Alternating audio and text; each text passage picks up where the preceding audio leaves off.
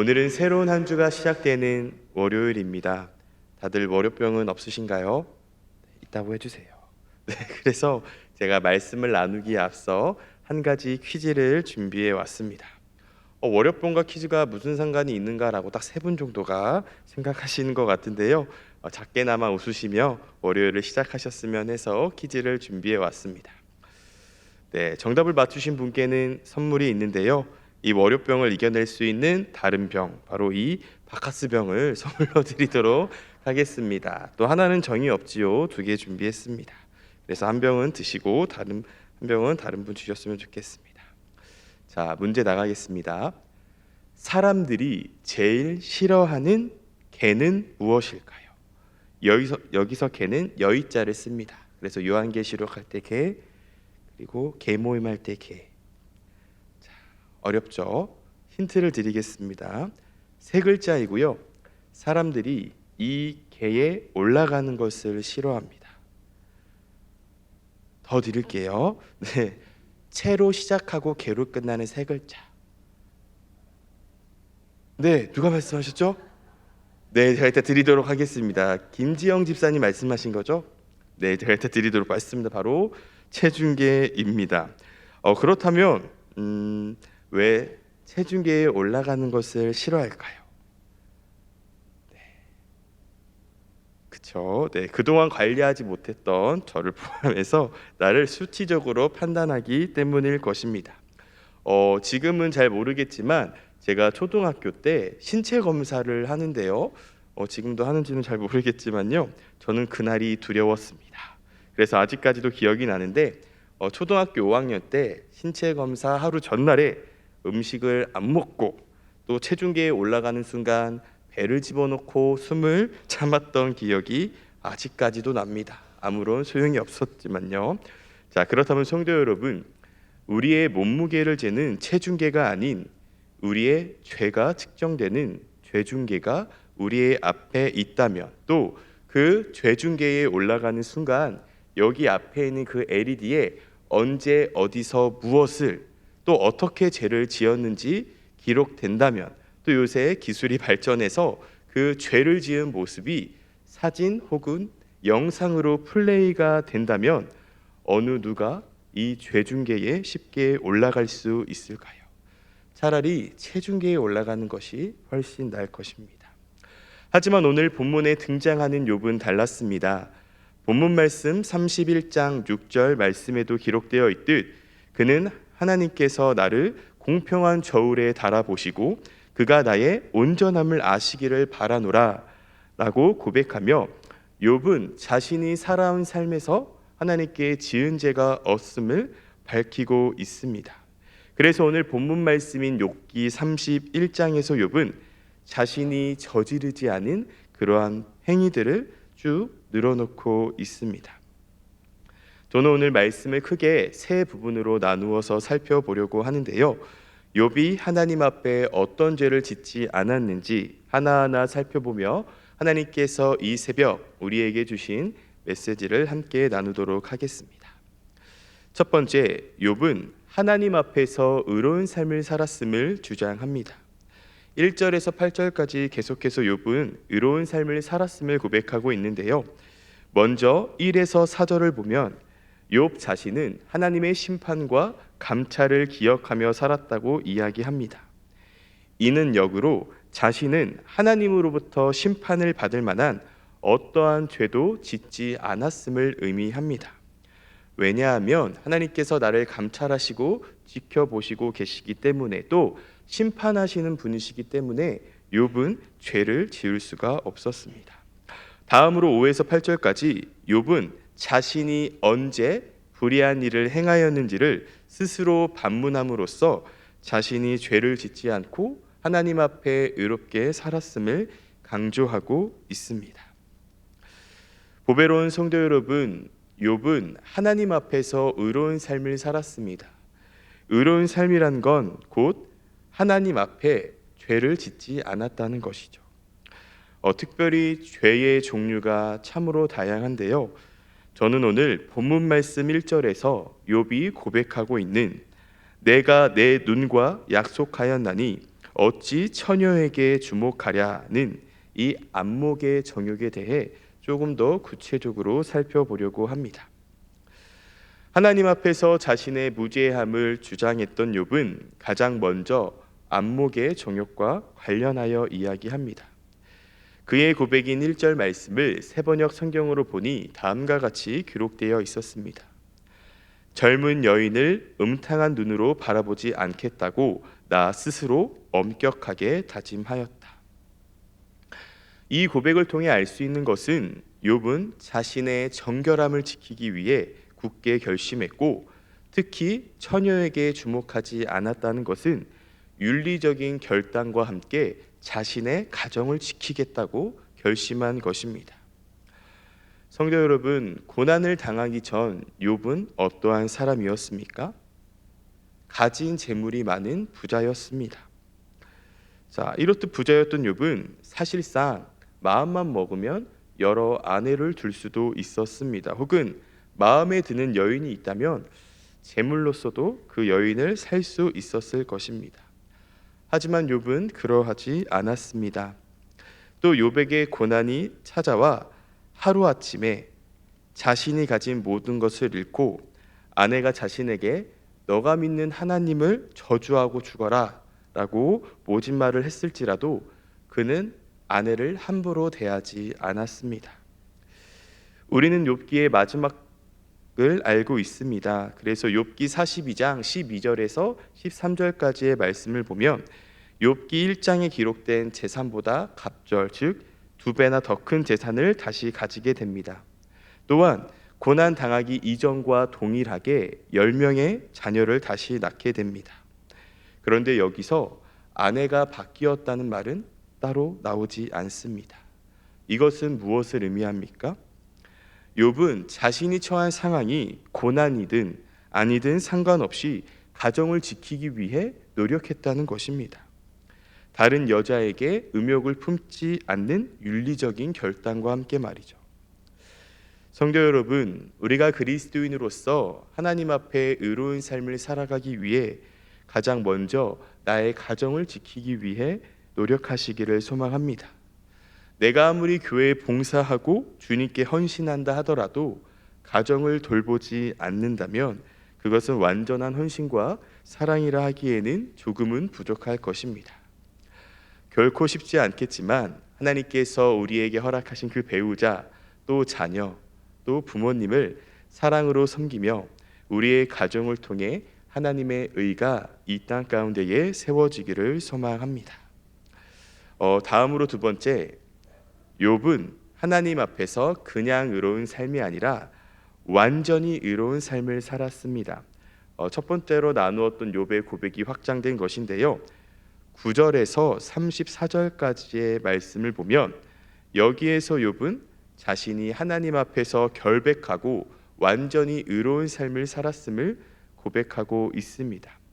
그는 특별히 10가지의 실제적인 사례를 소개하며 자신이 하나님 앞에서 결백하고 의로운 삶을 살았음을 이야기하고 있는데요. 10가지의 내용을 간단하게 살펴보면 첫째, 이웃의 아내를 탐하여 간음하기 위해 기회를 노린 일이 없었다는 것. 둘째, 종을 학대하지 않고 인격자로 존중했다는 것. 셋째, 과부와 고아와 가난한 자들을 외면한 일이 없었다는 것. 넷째, 헐벗고 빈궁한 자들을 도와주었다는 것. 다섯째, 권력 있는 사람과 손을 잡고 약자를 억울하게 한 일이 없었다는 것. 여섯째, 하나님 대신에 재물을 의뢰한 일이 없었다는 것. 일곱째, 우상 숭배에 미혹된 적이 없었다는 것. 그리고 여덟째, 원수와 대적자들에 대한 사랑의 윤리를 지켰다는 것. 그리고 아홉째, 하인들에게 즉 종에게 인자하고 나그네와 행인에게 후하게 대접하였다는 것. 그리고 마지막으로 열째, 위선된 삶을 살지 않았다는 것입니다. 이렇듯 욥은 10가지의 실제적인 사례를 소개하며 하나님 앞에서 자신은 의롭게 살았음을 주장합니다. 특별히 성경에 등장하는 숫자에는 각각 그 상징과 의미가 있는데요. 10이란 숫자는 다들 아시다시피 완전함이라는 의미를 가지고 있습니다. 그렇기에 욥은 하나님 앞에 10가지의 실제적인 사례를 소개하며 또 자신을 완전히 의로운 삶이라고 주장하고 있죠. 그렇다면 성도 여러분, 이렇듯 욥이 하나님 앞에서 그냥도 아니고 완전히 의로운 삶을 살아갈 수 있었던 이유가 무엇일까요? 단순히 하나님의 심판과 감찰만을 두려워해서 그러한 삶을 살았을까요? 우리 본문 말씀 4절의 말씀을 다시 보도록 하겠습니다. 우리 4절 말씀 함께 읽겠습니다. 시작. 그가 내 길을 살피지 아니하시느냐, 내 걸음을 다 세지 아니하시느냐. 아멘. 욥은 하나님께서 자신의 길을 살피시고 자신의 걸음을 하나하나 세신다고 고백합니다. 이를 감시적인 차원에서도 볼 수 있지만 저는 감시의 차원보다는 관심의 차원으로 보려고 합니다. 즉 하나님께서 욥의 삶에 깊은 관심을 가지시고 계속해서 면밀하게 살펴보고 계신 것이죠. 왜냐하면 욥이 올바른 길로 갈 수 있도록 하기 위해서요. 가령 우리에게 보호가 필요한 어린 자녀가 있다고 한번 생각해 봅시다. 제가 예전에도 한번 예를 들어서 설명드린 것 같은데요. 그 아이를 바라볼 때 아이를 혼내기 위해 아이의 잘못된 행동만을 기다리는 부모님은 없을 것입니다. 그래 너 잘못하기만 해봐, 너 실수하기만 해봐 라고, 너 바로 혼낸다 라고 하면서 말이죠. 부모가 자녀를 지켜보는 건 자녀가 잘못된 길로 가지 않도록 지도하며 챙겨주기 위해서입니다. 그런데 만약 자녀가 잘못된 길로 가려고 한다면 그때는 혼을 내야겠죠. 만약에 3살짜리 아이가 물이 좋다고 해서 저수지를 향해 달려간다면 막지 않을 부모가 어디 있겠습니까? 아무리 막아도 가려고 떼를 쓴다면 그때는 매를 대서라도 가지 못하게 하는 것이 부모의 마음입니다. 그것이 자녀를 심판하기 위해서입니까? 싫어해서입니까? 아닙니다. 사랑하여 살리기 위해서입니다. 그렇기 때문에 하나님께서는 늘 우리와 함께 하시며 우리의 발걸음을 지켜보시는 것입니다. 주님은 우리가 좋은 길로 또 온전한 길로 가기를 바라시는 분이시니까요. 그렇기 때문에 우리는 나와 함께 하시는 그 주님을 바라보며 이것을 지키기 위해 노력해야 합니다. 바로 우리의 마음을요. 본문 말씀 9절에서 욥은 만일 내 마음이 여인에게 유혹되어 이웃의 문을 엿보아 문에서 숨어 기다렸다면 이라고 고백하고 있는데요. 이 고백을 다시 또 역으로 보면 욥이 자신의 의로움을 지킬 수 있었던 건 바로 마음이 여인에게 유혹되지 않았기 때문에, 즉 자신의 마음을 잘 지켰기 때문입니다. 어떤 마음이요? 하나님의 자녀로서 하나님이 기뻐하시는 삶을 사는 마음이요. 그래서 욥은 유혹으로부터 마음을 지켜 음욕을 행하지 않았고, 또 이기심과 탐욕으로부터 마음을 지켜 가난한 자, 고아와 가부를 섬길 수 있었으며, 또 당시 사람들이 해와 달을 섬기는 우상 숭배로부터 마음을 지켜 온전히 하나님 한 분만을 경외하며 살았습니다. 보배로운 성도 여러분, 그렇다면 우리의 마음은 어디로 향해 있습니까? 하나님의 자녀로서 하나님을 향해 있으시기를 소망합니다. 그래서 하나님이 기뻐하시는 마음을 가져 세상 어떤 유혹 속에서도 의로운 자로 우리의 믿음과 신앙 그리고 몸과 마음을 지켜 결국 하나님의 영광만을 드러내며 살아가시기를 소망합니다. 마지막으로 세 번째, 욥은 본문 말씀 35절에서 40절까지의 말씀을 통해 자신이 앞에서 고백한 말이 거짓이 없음을 드러내며 결국 하나님께 인정을 받고 싶다는 그 소망을 드러냅니다. 즉 자신의 무죄함에 대해 결백한 욥의 모습을 다시금 볼 수 있죠. 사랑하는 보배로운 성도 여러분, 결국 욥은 그의 평생의 삶에서 윤리적으로 또 사회적으로 또 신앙적으로 하나님 앞에 죄를 짓지 않았습니다.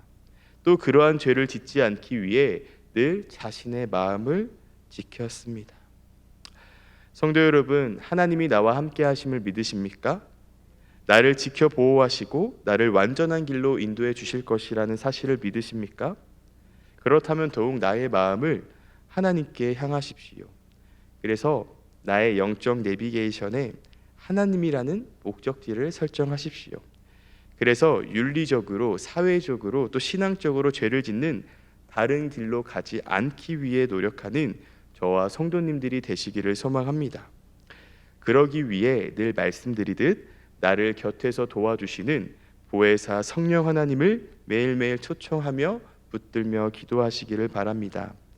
그래서 언젠가 먼 훗날 하나님 앞에서 그 하나님 앞에 죄 중개가 있을 때 피하지 말고 당당하게 올라가실 수 있는 우리 성도님들이 되시기를 소망합니다.